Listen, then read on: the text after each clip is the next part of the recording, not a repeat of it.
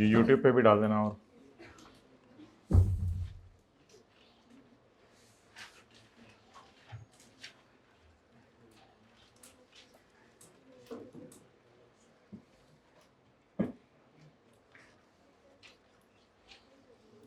ऐसे करके बैठे जरा साथ वाले के साथ, ऐसे करके जरा उसको थोड़ा सा साइड पे करें जरा। और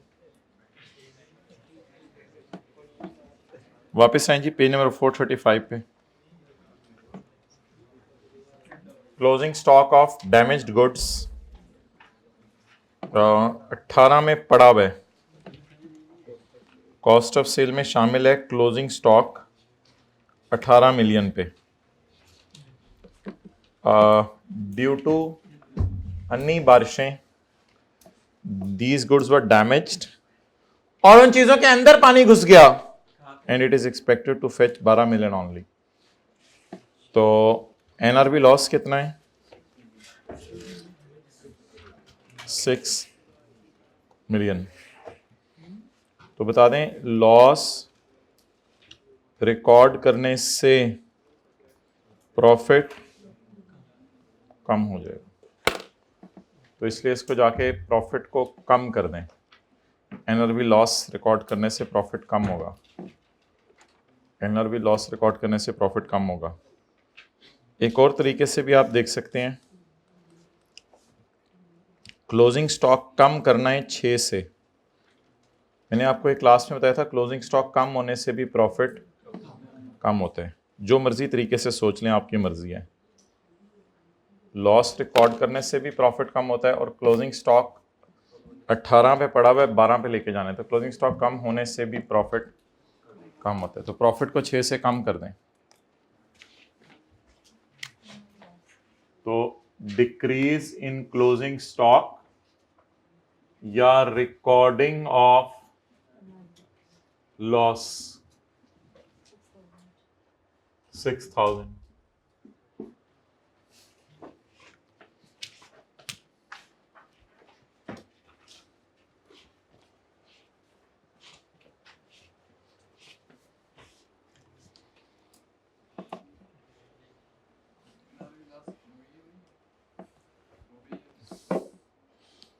प्रोविजन तो नहीं है, एनआरबी लॉस है। प्रोविजन तो होता है, बस ठीक है। एनआरबी लॉस रिकॉर्ड करने की इजाज़त है। असल में ये प्रोविजन तो नहीं है। हमने पढ़ा था स्टॉक के चैप्टर में, आप सेक्शन 35 जाके देखिएगा, उसमें लिखा हुआ था stock will be recorded at lower of cost NRB. तो इसका मतलब है टैक्स वाले एनआरबी लॉस को मानते हैं। रिकॉर्ड नहीं हुआ वो उसे कर दें। हाँ, ये लिखा होता प्रोविजन फॉर ऑब्सोलीट स्टॉक, तो वो फिर एक अंदाजा होता है, उससे एड बैक कर देते। एनआरबी लॉस पे तो कोई एतराज नहीं। खर्चों में पड़ा है 0.275 million paid to office boy in cash. Office boy को आपने कैश में पे किया है। उसकी महीने की तनख्वाह 25,000 है और उसको 11 मंथ्स के लिए पेमेंट की है। 25,000 ज़रब 11 कितना आ रहा है? 275, वही 0.275 मिलियन जिसे कहेंगे। तो 32,000 से नीचे की तनख्वाह कैश में पे करना कोई जुर्म नहीं है, इसलिए यह खर्चों में पड़े होने की वजह से माइनस हो चुका है। इसे दोबारा माइनस करने की जरूरत नहीं है। ऑफिस बॉय सैलरी दोबारा माइनस करने की जरूरत नहीं है। अगर ये 25,000 की बजाय 35,000 होती तो फिर बात सही थी। फिर भी 35,000 ना करते, 35,000 का को 11 महीने से मल्टीप्लाई करके ऐड बैक करते। तनख्वाह कैश में देना एक जुर्म है। वेयर हाउस का किराया 16 लाख, जो कि बिजनेस बैंक अकाउंट में क्रेडिट कार्ड से पेमेंट की है। तो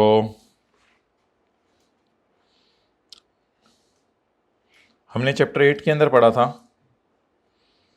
कि पॉइंट एल में कि पेमेंट्स अगर क्रेडिट कार्ड से हो जाएं तो कोई मसला नहीं, माइनस करने की इजाज़त है।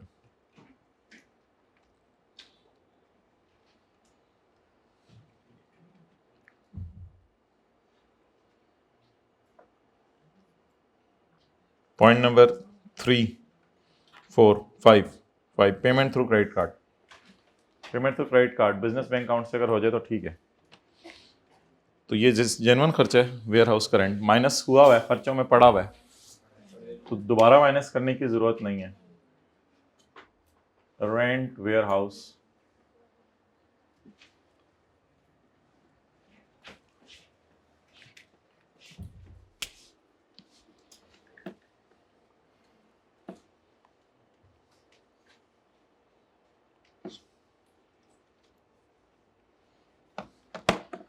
$28 लाख का बैड डेट राइट ऑफ किया है क्योंकि कस्टमर था वो पैसे लेके भाग गया है। तो बैड डेट राइट ऑफ तो माइनस करने की इजाज़त है, प्रोविजन माइनस करने की इजाज़त नहीं है।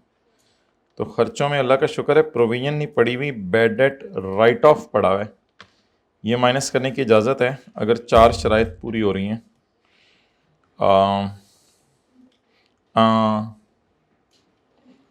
अगर 4 शराइत पूरी हो रही हैं, प्रीवियसली इनकम में गई हो ये अमाउंट, ज़ाहिर बात है कस्टमर को चीज़ें ही बेची होंगी ना, हमारा कोई लोन तो नहीं लेके भागा। मैंने कहा था कोई लोन लेके भागे तो उससे बैड डेट में ना डालिएगा, कस्टमर को तो चीज़ें ही बेची होंगी।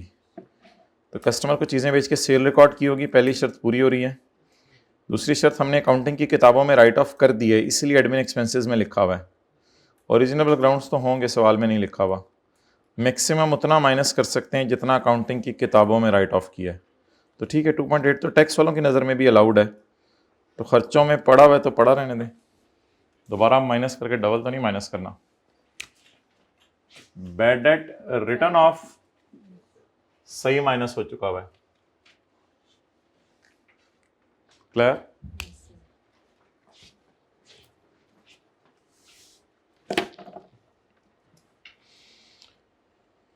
स्कॉलरशिप पे की है सारा को ये ऑन करें, ये तो ऐसे में आदत पड़ गई भी अब। खैर है, दोनों क्लासें खाली हैं, ऑन करें किसी तरह, कोई जिन हुआ तो वो भी तरह नज़र पड़ जाएगी हमारी।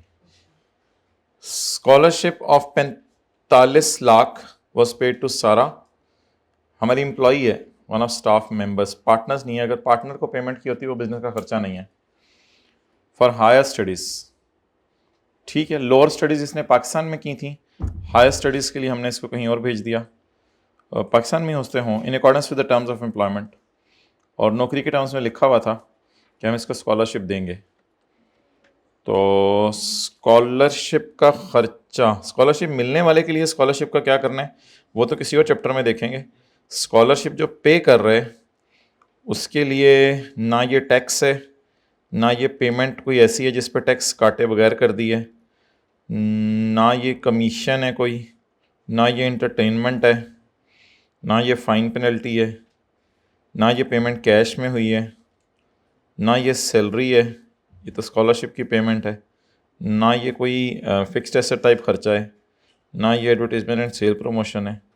तो ठीक है, नॉट अलाउड की लिस्ट में तो स्कॉलरशिप नहीं आ रहा, तो फिर अलाउड है, क्या मसला, सही माइनस हुआ है।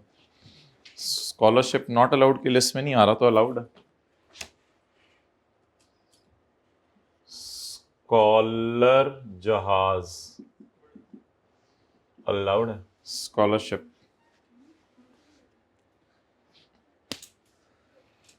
तो लिखें जो खर्चा नॉट अलाउड की लिस्ट में नहीं आ रहा होता वो अलाउड होता है।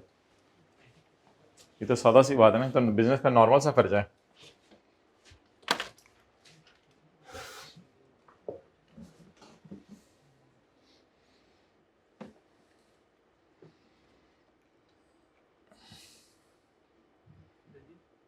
हाँ जी,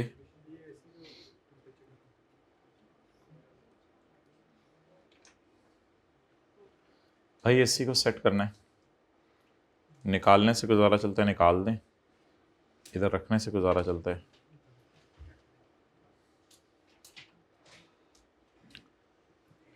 किसी टीए को कहीं मुझे मैसेज करे, किसी टीए को कह दें, किसी कॉलेज के किसी टीए को भी सेकेंड ज़रा मुझे मैसेज करें।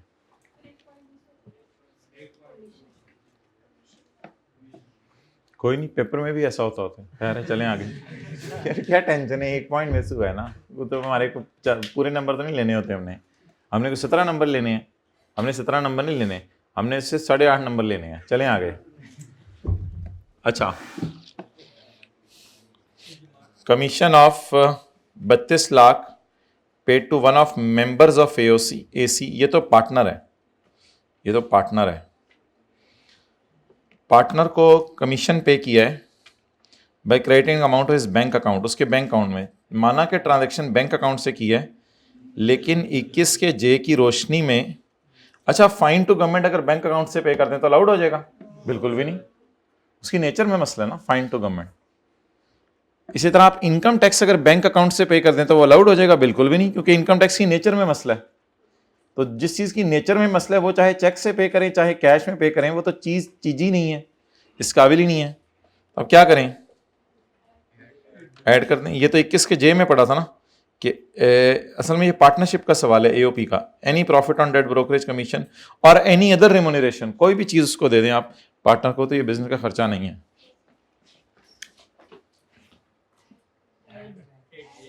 Okay okay okay okay guys, okay okay okay, थोड़ा सा टोन जरा अपनी नॉर्मल रखा करें। मैंने नमक कहा था लाने को, तुम चीनी ये इस तरह की जो चीजें हैं ना, इसको किसी ना जिंदगी से निकालें। ऐसे ऐसे ऐसे गलत चीज लेके आया है भाई, यही तो मसला है, यही तो मसला है। मैसेज करें, मैंने कर दिया, और वो प्रिंट एक ला के मुझे दे दें।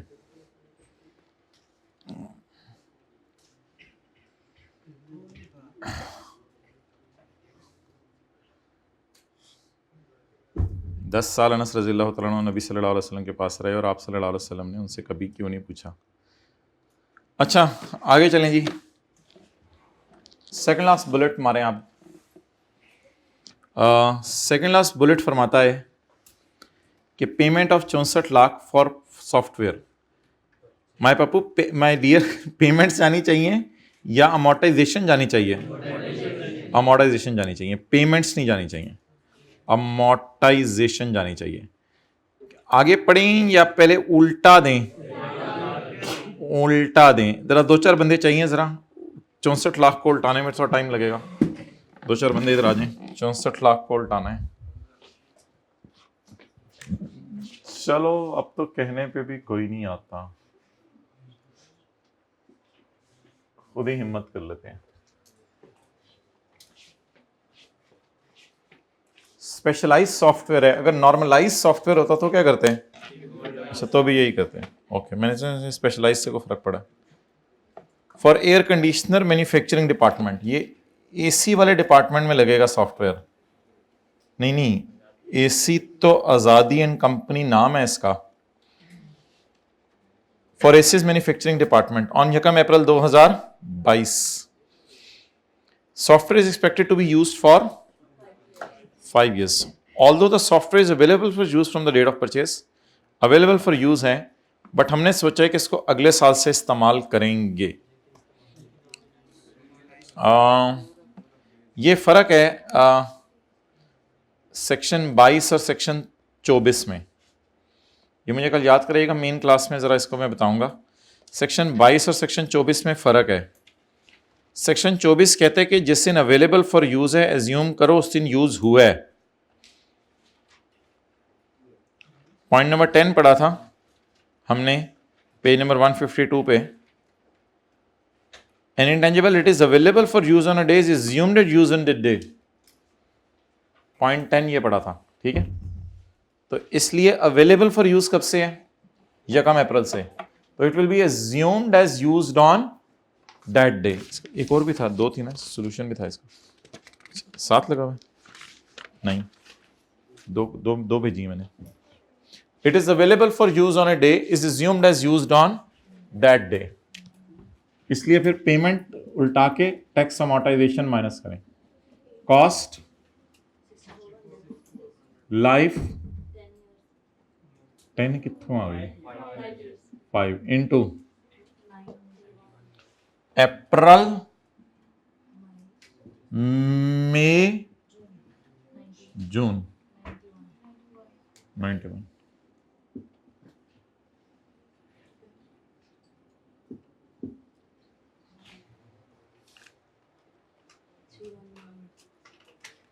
31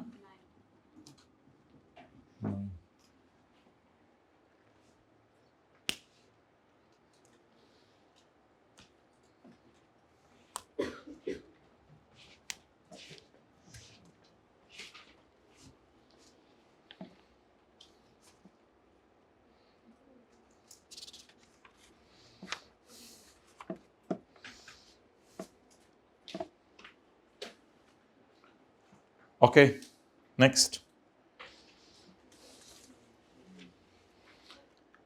अच्छा लेकिन फिक्स्ड एसेट्स को तब से डेप्रिशिएट करेंगे जब से यूज़ हों, उनमें अवेलेबल फॉर यूज़ नहीं देखा जाएगा, यानी प्लांट मशीनरी वगैरह उनको तब से डेप्रिशिएट करेंगे जब से नहीं जब से अवेलेबल फॉर यूज़ नहीं, जब यूज़ हों उनको फिर अगले साल से डेप्रिशिएट करते। तो ये थोड़ा सा डिफरेंस है। अकाउंटिंग की क्लास में तो दोनों में ही शायद अवेलेबल फॉर, वैसे इसमें डिफरेंट रहे हैं, अवेलेबल फॉर यूज़ में भी हो जाता है। चलें इसको डिस्कस कर लेंगे फिर कभी, इसमें कोई वाज़ेह तौर पे ऐसा, लेकिन इंटेंजिबल्स में तो वाज़ेह तौर पे लिखा हुआ है। क्या लिखा हुआ है? अवेलेबल फॉर यूज़ है, उस दिन तो एज्यूम करेंगे उस दिन यूज़ हो रहा है। बस ख़त्म हो गया सवाल, टोटल्स कर 29765।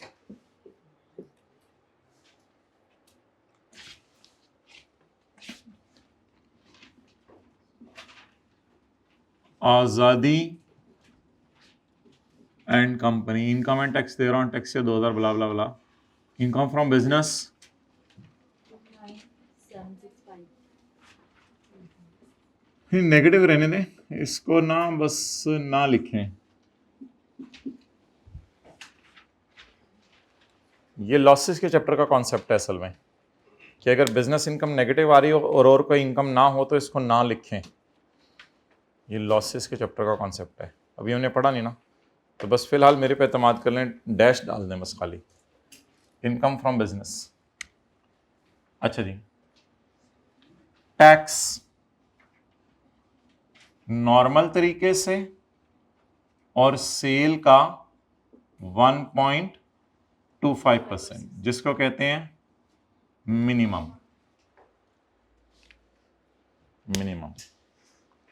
अच्छा जी, कितना टैक्स नॉर्मल तरीके से देने आ रहा है? 0।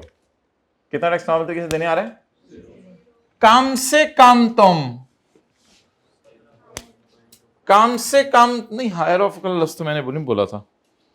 कम से कम तुम सेल मैंने बताया था सेल्स टैक्स और ट्रेड डिस्काउंट के अलावा वाली देखनी है। कम से कम तुम सेल का 1 इतने अमीर लोगों को 100 मिलियन से ऊपर तुम्हारी सेलें हैं, 10 करोड़ से ऊपर तुम्हारी सेल है और तुम मुझे टैक्स नहीं दे रहे, वो तुम्हारी किस्मत है कि लॉसेज आ रहे हैं। मैं क्या करूं? 320 मिलियन नहीं, इसको आप इस तरह लिखें ना, क्योंकि हम रुपीज इन थाउजेंड में सवाल कर रहे हैं। 320,000,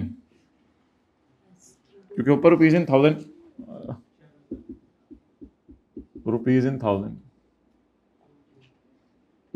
रुपीज इन मिलियन में भी आप सवाल कर सकते थे, ऐसी कोई बात नहीं। इनटू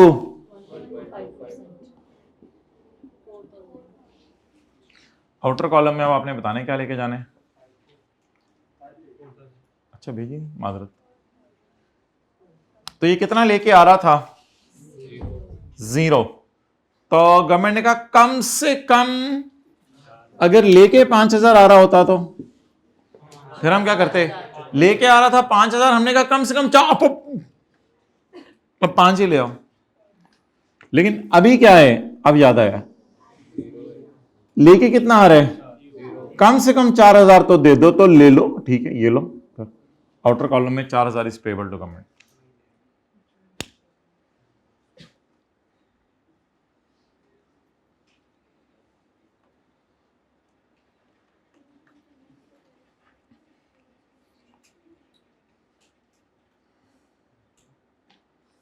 बहरहाल अब एक कॉन्सेप्ट हमने पढ़ा था, ये क्लोज हो गया यहाँ पे। एक कॉन्सेप्ट हमने पढ़ा था, कैरी फॉरवर्ड टैक्स। तुमने जालिमाना तरीके से 4000 दे दिया, तुमने देना था 0, हम इसको मानते हैं। 4000 का टैक्स क्रेडिट ले लेना अगले साल, कोई मसला नहीं, रो मत, तुम्हारा टैक्स बनता ही नहीं, हम मानते हैं। 4000 का टैक्स क्रेडिट ले लेना अगले साल। ना हुआ तो उससे अगले साल ले लेना, ना हुआ तो उससे अगले साल ले लेना, 3 साल बाद डेड हो जाएगा। सेक्शन 113 इसको कैरी फॉरवर्ड करें टिल 2022 है ना, 22 को तो नहीं गिनना, 23, 24, 25, ये तो आपके समझने के लिए सिर्फ लिख रहा हूँ। इसको कैरी फॉरवर्ड कर लें 2025 तक, अगर कभी माइनस हो गया 23, 24, 25 में तो ठीक है, नहीं तो फिर डेड हो जाएगा। अगर अगले 3 साल भी लॉसेज ही आते रहे तो बस फिर अब कोई फ़ायदा नहीं इसका।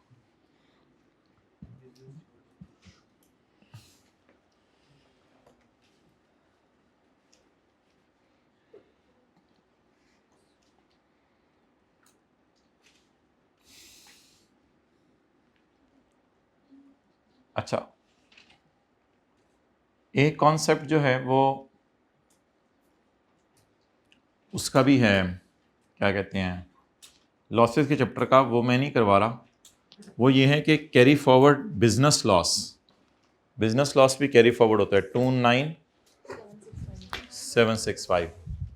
वो फिर पता क्या होता है, वो बिजनेस लॉस यहाँ से माइनस होता है और टैक्स फिर अगले साल यहाँ से माइनस होता है, लेकिन वो लॉसी के चैप्टर में देखेंगे। तो फिलहाल बस ठीक है, इतना काफ़ी है।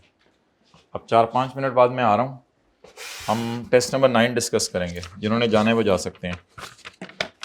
अस्सलाम वालेकुम।